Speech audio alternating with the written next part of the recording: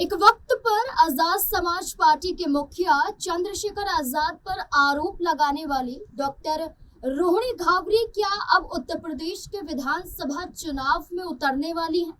क्या रोहिणी घावरी जो अपने आप को राजनीति से दूर बताती आई हैं, तो क्या अब वो राजनीति में आने के साथ साथ चुनाव भी लड़ेंगी? लेकिन किस दल से? क्या अपनी पार्टी से, अपनी पार्टी बनाकर या किसी दल का सहारा लेकर? उत्तर प्रदेश की राजनीति में चुनाव से पहले डॉक्टर रोहिणी घावरी को लेकर फिर से चर्चाएं शुरू हो गई हैं। ये वही चेहरा है जो ये आरोप चंद्रशेखर आजाद पर लगाती रही हैं कि उन्होंने अपनी शादीशुदा जिंदगी को छुपाया है।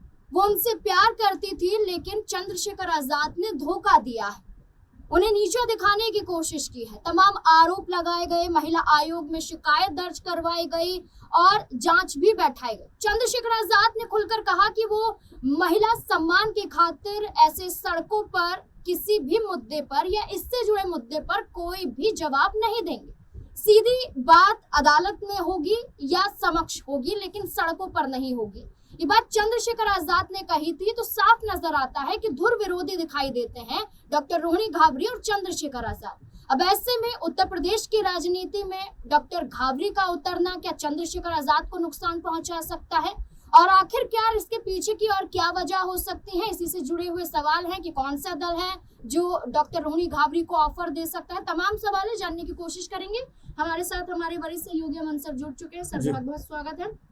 सर, ये चर्चा चल रही थी इससे पहले भी कि डॉक्टर रोहिणी घावरी की मुलाकात स्मृति ईरानी से भी देखी गई है, मनोज तिवारी से भी देखी गई है। सोशल मीडिया पर ये काफी तस्वीरें मौजूद हैं। लेकिन उत्तर प्रदेश में अब विपक्ष का सहारा डॉक्टर रोहिणी घावरी ले सकते हैं। एक वक्त पर बसपा सुप्रीमो की तारीफ करती हुई नजर आई थी, लेकिन अब वो समाजवादी पार्टी के अध्यक्ष अखिलेश यादव की तारीफ कर रही हैं।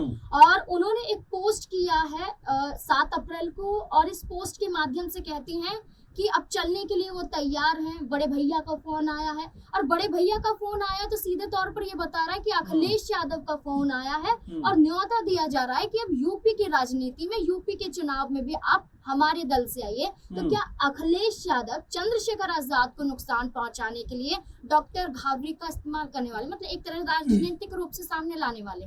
देखिए नाज़मीन, अगर हम रोहिणी घावरी के बारे में बात कर रहे हैं, चंद्रशेखर आजाद के बारे में बात कर रहे हैं, और जो पूरे का पूरा माहौल बना, क्योंकि 3-4 महीने पहले हमने देखा कि खूब सारे पोस्ट जो है रोहिणी घावरी की तरफ से निकल के सामने आते थे। कई आरोप जो है वो चंद्रशेखर आजाद के ऊपर लगाती हुई दिखाई पड़ती थी और तमाम तरह की बातें कहती थी। कई वीडियो जारी करते हुए नजर आती थी, कई ट्वीट अपने जारी करते हुए दिखाई पड़ती थी। लेकिन अब चूंकि उत्तर प्रदेश में राजनीतिक माहौल अब गरमाना शुरू हो गया, आप देखेंगे 1 साल के भीतर उत्तर प्रदेश में चुनाव है, तो ऐसे में तमाम जो पॉलिटिकल पार्टियां हैं वो अपने आप को मजबूत करने का प्रयास कर रही हैं। आप देखेंगे अखिलेश यादव ने तो बाकायदा पश्चिम यूपी से अपने लिए कह सकते हैं चुनावी जो शुरुआत है, आगाज है, वो तक कर दिया। तो ऐसे में उनको भी ये लग रहा है कि जितने लोग उनसे जुड़ेंगे उनका यहाँ पर फायदा होता हुआ दिखाई पड़ेगा। क्योंकि पीडीए की बात लगातार अखिलेश यादव करते रहे हैं, उस नाते क्या रोहिणी घावरी उनके साथ में आना चाहती है? क्योंकि रोहिणी घावरी अगर यहाँ पर अखिलेश यादव के लिए प्रचार प्रसार करेंगी या उनकी पार्टी को कहीं ना कहीं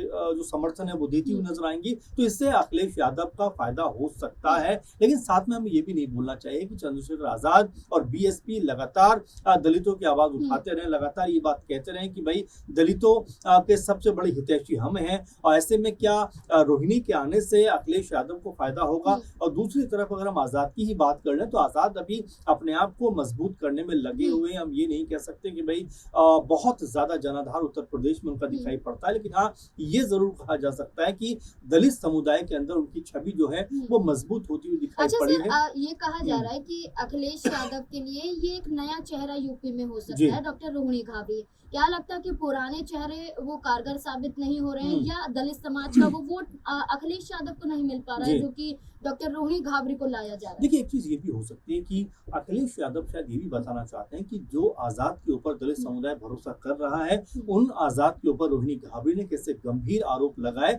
और न सिर्फ आरोप लगाए बल्कि कई वीडियो भी जारी की जिसमें ऐसा लगता है कि जो जिस तरह की बात रोहिणी घावरी करती थी उसमें काफी हद तक सच्चाई भी नजर आती है। क्योंकि जो वीडियो उन्होंने पोस्ट किए, कहीं पे चंद्रशेखर आजाद रोते हुए दिखाई पड़ रहे हैं, कहीं वीडियो कॉल में उनसे बात करते हुए नजर आ रहा है, और तमाम तरह की बातें जो है रोहिणी घावरी ने उनके ऊपर लगाई कि कि उनका एक तरीके से चंद्रशेखर आजाद ने इस्तेमाल किया है। इस तरह की बातें भी रोहिणी घाबरी ने कही। और अब अगर वो अखिलेश यादव के लिए प्रचार प्रसार करती हैं या सपा में ही पार्टी में वो शामिल हो जाती हैं, तो एक तरीके से ये जरूर देखा जाएगा कि यहाँ जो है अखिलेश यादव रोहिणी के जरिए आजाद के ऊपर जो है एक तरीके से जो राजनीतिक वार होता है वो करते हुए दिखाई पड़ेंगे। और दूसरी जो महत्वपूर्ण बात आप कह रहे थे कि कई पॉलिटिकल पार्टियां उनको एक तरीके से अप्रोच भी कर रही, जैसे स्मृति ईरानी से उनको लेकर बातचीत होना, अपर्णा यादव का उनका सपोर्ट में आना, ये भी बताता था कि क्या वो बीजेपी के साथ जुड़ने वाली। एक समय ऐसा भी लगा कि बीएसपी के साथ में वो जुड़ती हुई दिखाई पड़ सकती है, लेकिन अब अचानक से अखिलेश यादव के समर्थन में आने का जो फैसला उन्होंने किया है, कि अब वाकई में ये उनको भी लगता है कि अगर चंद्रशेखर आजाद के खिलाफ कोई पार्टी मजबूती से खड़ी हो सकती है तो वो सपा पार्टी। और आपको ये भी समझना पड़ेगा कि चंद्रशेखर आजाद लाख दुहाई देते रह गए 24 के चुनाव में कि भाई हम साथ लेकर चलिए, हमें साथ लेकर चलिए, लेकिन अखिलेश यादव ने कहा कि भाई आप हमारे साथ नहीं आ सकते। तो ये भी क्या एक वजह हो सकती है रोहिणी के एक तरीके से सपा के समर्थन में आने की। तो अभी सर, खुद रोहिणी घाबरी ने ये कहा एक बातचीत के दौरान पत्रकारों से कि मैं समाजवादी पार्टी से हाथ मिलाने के लिए इसलिए तैयार हो रही हूँ क्योंकि उन्होंने साफ तौर पर कह दिया है कि वो चंद्रशेखर आजाद से हाथ नहीं मिलाएंगे।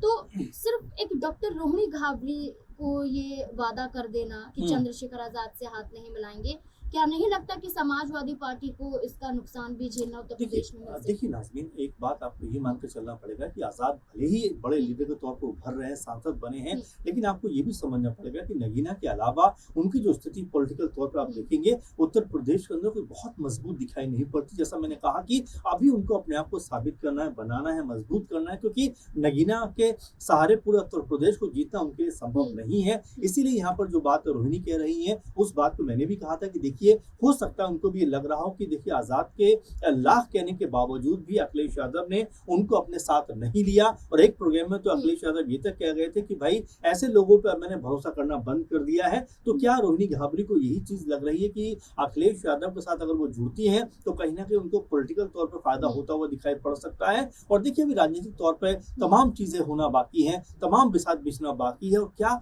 रोहिणी घाबरी जो अभी से एक माहौल बनाती हुई दिखाई पड़ रही है, क्या सपा के टिकट पर कहीं से चुनाव लड़ती हुई नजर आ सकती है? एक ये भी सवाल उभर कर सामने आता है, क्योंकि अब यहाँ से अखिलेश यादव या तमाम जो समाजवादी पार्टी है वो अपना प्रचार प्रसार एक तरीके से और तमाम सीटों के ऊपर जो आकलन है अब वो करते हुए दिखाई पड़ सकते हैं। तो क्या किसी तौर पर रोहिणी घाबरी भी यहाँ पर नजर आ सकती है, चूंकि लिखी पढ़ी है, बाहर विदेशों में रही है, पढ़ी है और वहां से तमाम तरह के एनजीओ वगैरह में भी काम किया है, चला है, तो ऐसे में एक अनुभव तो उनके पास है। और साथ में जो आरोप और जो पीड़ित तौर पर अपने आप को दिखाया है, तो एक सिंपैथी के तौर पर भी हो सकता है कि यहाँ पर वो किसी सीट से उतारा जा सके। लेकिन अभी इसके ऊपर बहुत ज्यादा हम बात नहीं इसलिए भी कर सकते कि अभी सिर्फ बयान निकल कर सामने आया। अभी तक ना तो वो पार्टी में शामिल हुई और ना उनको लेकर अभी अखिलेश यादव ने कोई बात कही। बिल्कुल, ये बात तो है कि अभी सिर्फ डॉक्टर रोहिणी घाबरी के जरिए एक पोस्ट किया गया है और मीडिया से बातचीत में रोहिणी घाबरी की बातें निकलकर सामने आई, लेकिन आधिकारिक तौर पर कोई भी ऐलान नहीं हुआ है,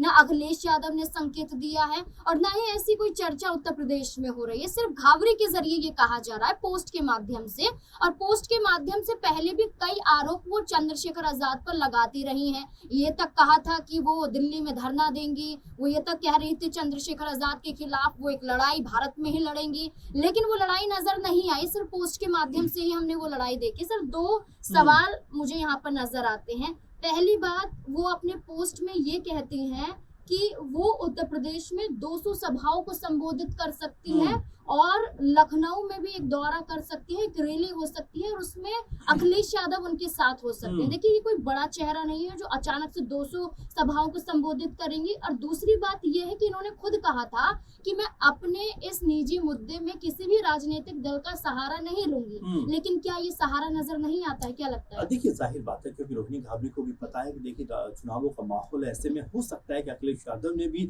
उनको अप्रोच किया हो या समाजवादी पार्टी की तरफ से उनको अप्रोच किया गया हो कि भाई आइए आप अपनी लड़ाई जो है हमारे साथ मिलकर लड़िए, क्योंकि देखिए अब रोहिणी घाबरी ने तमाम चीजें करके देख ली, वो दिल्ली आ चुकी हैं, वो तमाम तरह से पुलिस के पास गई हैं, तमाम तरह से उन्होंने मीडिया के सामने गई हैं, लेकिन फिर भी वो ये बात कहती हैं कि जो इंसाफ की लड़ाई आगे बढ़नी चाहिए थी वो आगे नहीं बढ़ पाई। वो तो सीधे तौर पर बीजेपी के ऊपर आरोप लगाती हैं और तमाम तरह की बात कहती हैं कि अपना प्रभाव जमाकर चंद्रशेखर आजाद जो है वो उनकी बातों को आगे नहीं बढ़ने देना चाहते या उनके ऊपर एक दबाव बनवाना चाहते हैं। इसीलिए शायद सब बसपा बीजेपी की तरफ ना जाकर या बसपा की तरफ ना जाकर वो अखिलेश यादव की तरफ देख रहे हैं कि भाई अखिलेश यादव जो उभरते हुए लीडर है, चूंकि 2024 में समाजवादी पार्टी ने 37 लोकसभा सीटें भी जीती है, तो प्रभाव तो कहीं ना कहीं बनता हुआ दिखाई पड़ता है। और जिस तरह से पीडीए की बात अखिलेश यादव करते हैं, पीडीए का नारा देते हुए नजर आते हैं और उस नारे के साथ में वो ये बात कहते हुए नजर आते हैं कि हर समुदाय को इंसाफ दिलाना, हर समुदाय का विकास करना, हर समुदाय को एक बेहतर जिंदगी देना उनका मकसद है। इसीलिए वो पीडीए की बात करते हुए दिखाई देते हैं।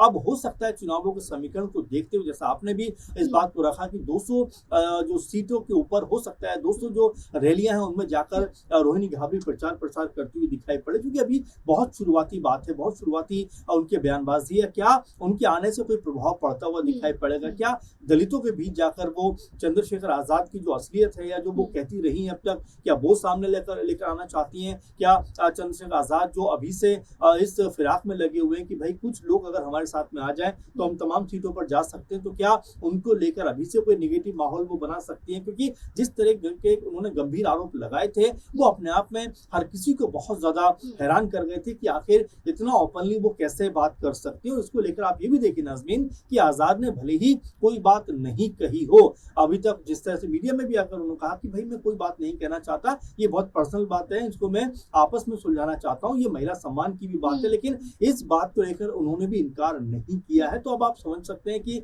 उसी पूरे माहौल का फायदा या उसी पूरे माहौल को लेकर अगर रोहिणी घाबरी लोगों के बीच जाती है और समाजवादी पार्टी का सपोर्ट मिलता है तो आजाद के खिलाफ एक माहौल बनता हुआ नजर आ सकता है। बिल्कुल, डॉक्टर रोहिणी घाबरी ने तो ये भी कहा है कि सिर्फ हमें दलित समाज का, पीडीए का ही नहीं बल्कि हमें ब्राह्मण वर्ग का भी साथ मिलेगा, हमें करणी सेना का भी साथ मिलेगा। ये सब बातें दोहराती हुई वो नजर आई हैं और उनका खुलकर ये कहना है कि अब वो सपा की साइकिल पर सवार होने के लिए तैयार है। देखना होगा, क्योंकि महीना जून का तय किया गया है कि जून के महीने में वो उत्तर प्रदेश में पहुंचेंगे, अखिलेश यादव के साथ मंच पर भी नजर आएंगी। लेकिन क्या वाकई ऐसा होगा? अगर होगा तो चंद्रशेखर आजाद को कितना नुकसान पहुंच सकता है आने वाले विधानसभा चुनाव में? आपको क्या लगता है? इस पूरे मुद्दे को लेकर अपने राय कमेंट सेक्शन में जरूर दें।